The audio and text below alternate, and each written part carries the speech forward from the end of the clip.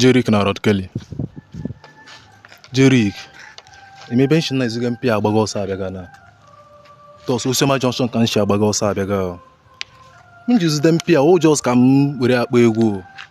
Jerick na Rod Kelly achọkwu na abụọ dropụrụ anyị egwu Jerick feature Rod Kelly feature Jerick okay ọtara man the vibes ọ chọkwa m do too much mụta ekpọ dị egwu based on to say m were mpi a na m pụọ aside na compound make ihe aside bulete volume na volume 200 so by the time m ga-anụ ogbe abịazizia kill the bad man kiotara so Jerick biko feature Rod Kelly biko feature Jerick and enwere nzu nchọkụ na abụọ mere m unu feature onwe unu echefukwara ofe otu kate unu tiri m that guy onye na-arapụ like mad but ama m ọ ga-arapụ ọ ga-agụ nke wee egwu so Jerick biko achọrọ m ụtọ m zere mpi a na ka onye nwe mpi a na-apịa ịchọ m tim ishi kiotara so m nwere mpi a bana my compound na ntị ụmụasa ikwesị ọta nọ na the vibe iweke nọ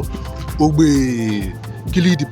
the bad man akwa anyị ya ofe otu so biko unu ayọka na ya unu ndị aba na ya unu biko Jerick na Rod Kelly ofe otu biko unu drop anyị hit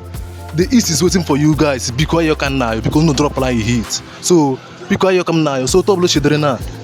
ka m tikwa isi ụta chi na Backyard pụọ